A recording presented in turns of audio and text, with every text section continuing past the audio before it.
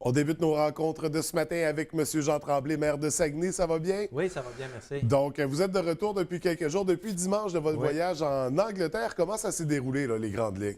Bien, d'abord, l'objectif, c'était d'aller voir comment ils font du compostage. Oui. Hein, parce qu'ils font du...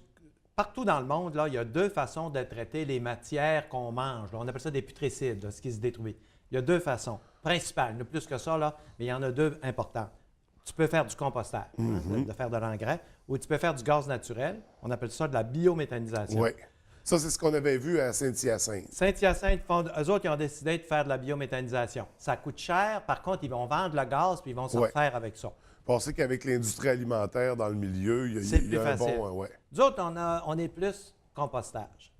Puis ça coûte beaucoup moins cher. Mais on voulait vérifier. Alors, on a été rencontrer des experts là-bas. D'abord, le plus grand bureau d'experts là-bas, ils ont été très gentils. Ça n'a rien coûté de consultation, là. Il était 4, on a passé l'avant-midi avec eux autres, là, à nous expliquer c'est quoi Saguenay. Ça les intéresse aussi de savoir ce qui se passe au Québec. Comment on est organisé au Saguenay? C'est quoi notre territoire? Combien qu'on a de déchets? Tout ça. Bon. Alors là, on a discuté de ça avec eux autres pour voir est-ce qu'on s'oriente bien? Et effectivement, là, l'orientation qu'on prend, c'est la bonne.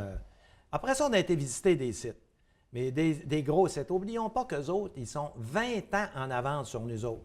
Parce que nous autres, on ne fera pas de compostage avant 2020. Ouais. Les autres, ça fait déjà 15 ans qu'ils en font. Alors là, ils ont du vécu, puis ça, fait pas ça, on le regrette, ça, fait pas ça. Alors là, on a visité. Et puis, ça nous a donné une chance. On a été visiter des sites aussi, des éco-centres, des choses comme ça, avec beaucoup d'explications. Là. On a passé beaucoup de temps avec eux autres. Quand ça a été terminé, bien là, j'ai été rencontrer Rio Tinto, quelques jours plus tard. J'ai rencontré Rio Tinto, discuté avec eux autres de l'avenir de la région, comment ils voient ça, l'usine Vaudreuil, Alma, Arvida, comment ils voient ça, on a discuté ça. Et ensuite, j'ai été visiter la Maison du Québec. Étant donné que j'étais rendu là, vous savez qu'il y a beaucoup de Québécois. C'est l'ancien ministre Sirost qui est le responsable. Alors, c'est lui qui m'a accueilli. Alors, j'ai été à leur bureau pour voir qu'est-ce que vous faites, vous autres, pour le Québec. Parce qu'eux autres qui couvrent le territoire de l'Angleterre, de l'Irlande et des pays scandinaves. Alors, comment on peut, est-ce que nous autres, on peut tirer avantage de ça? C'est de ça dont on a discuté ensemble. Alors, il y avait ses employés avec lui, on a regardé le genre de dossier qu'il faisait, tout ça. Alors, ça a été une semaine assez chargée, mais c'est le fun parce que ça nous ouvre des horizons. T'sais. Le monde est petit, hein? Le monde est petit. D'ailleurs, quand il vient une industrie ici, bien souvent, les décisions se prennent ailleurs. Regarde Rio Tinto, j'étais content de voir. C'est la première fois que j'allais dans leur bâtisse. Vraiment, d'abord, ils viennent juste d'aménager dans cette bâtisse-là. Alors, c'est écrit, on pense que ça va être écrit Rio Tinto bien gros. C'est écrit comme ça, tout photographié. C'est tout petit, mais la bâtisse est relativement grande. Sauf que les autorités, les grandes décisions de Rio Tinto à travers le monde se prennent là. J'aurais souhaité rencontrer le président, mais il a démissionné 2 semaines avant, puis le nouveau n'est pas nommé. Mais j'ai rencontré des autorités importantes de Rio Tinto. Je leur ai fait part de notre désir de voir ça prendre de l'expansion. J'ai dit, vous n'avez donné à Kitimat dernièrement, quand est-ce que notre tour va venir? Ils m'ont expliqué la conjoncture économique. On a parlé de tout ça. J'ai dit, on entend dire que Vaudreuil est en danger. C'est-tu vrai? Bon, il faut que ça soit compétitif.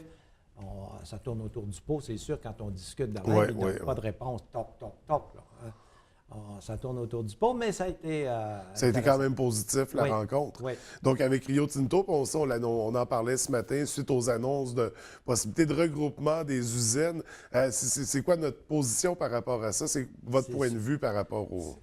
Qui regroupe les usines en soi de la région, moi, j'en fais pas de maladie, mais qui nous enlève des emplois, qui fassent faire leurs choses à l'extérieur, ça, c'est grave. Puis ça, il va y avoir une suite à ça. Là. Je vais vous en reparler.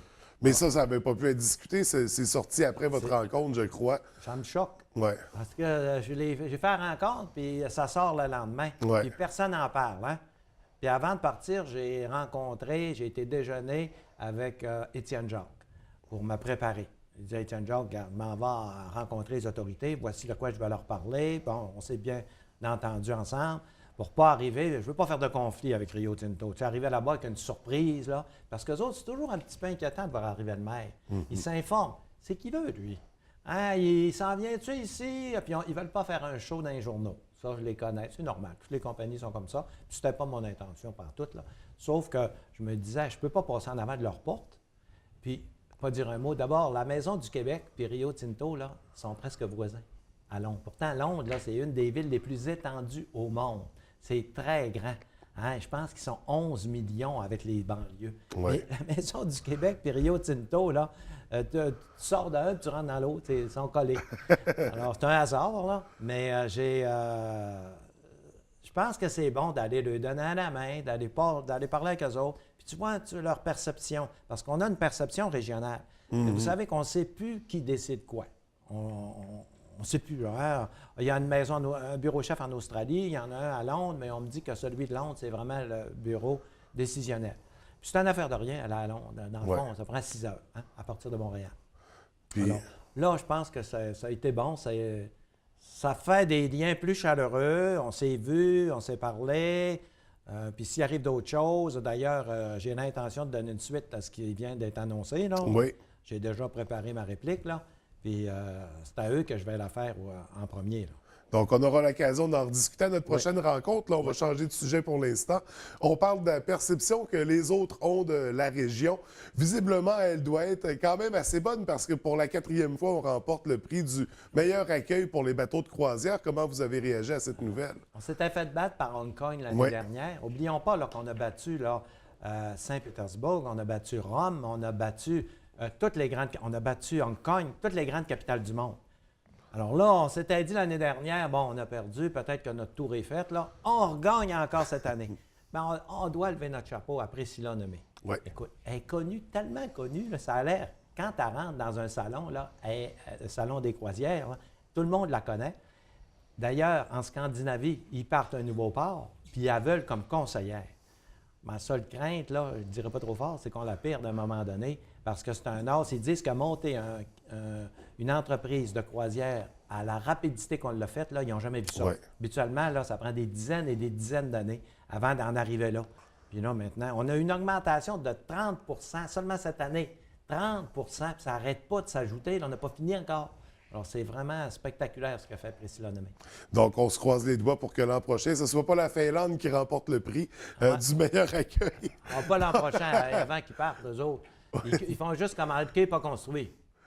Mais là, ils veulent savoir par elle, ils veulent l'avoir comme conseillère. Comment construire ça, comment accueillir les gens, c'est quoi les difficultés, tout ça. Ce sont les bateaux de croisière qu'ils ont dirigés Priscilla Lemay, parce que les autres, ils ne la connaissent pas, ils commencent.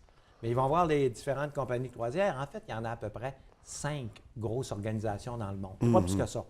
Puis ces 5 grosses organisations-là, ils connaissent toutes Priscilla Lemay. Puis c'est eux autres qui ont dit, hey, il y a une fille au Québec, là. C'est incroyable ce qu'elle a fait, tout ça. Puis ils l'ont vanté. Puis eux autres, ils ont appelé Priscilla Lemay, puis ils ont dit, écoute, accepteriez-vous de nous aider? Alors, elle a dit oui. Donc, quand l'expertise régionale peut s'exporter, tant mieux. Ah ouais. Alors, on félicite toute l'équipe derrière les bateaux de croisière, mais bien sûr, Priscilla Lemay également. On va parler un peu du boulevard Université. On sait qu'il y a eu des accidents pas mal cet hiver. Il y a 2 semaines, un drame mortel. Vous aviez fait un retour par rapport à ça qu'on veut qu'il y ait des changements. Là. Qu'est-ce qu'on vise exactement? L'accident s'est produit exactement quand j'étais ici, il y a 2 semaines. Ouais. C'est un drôle de hasard. Là, je sors d'ici, j'arrive, l'accident s'était produit. Mais moi, là, ils me disent tout est normal. Le ministère aussi, il n'y a rien d'anormal. Ben moi, je dis, quand tu as des morts, là, c'est pas normal. Il faut faire de quoi.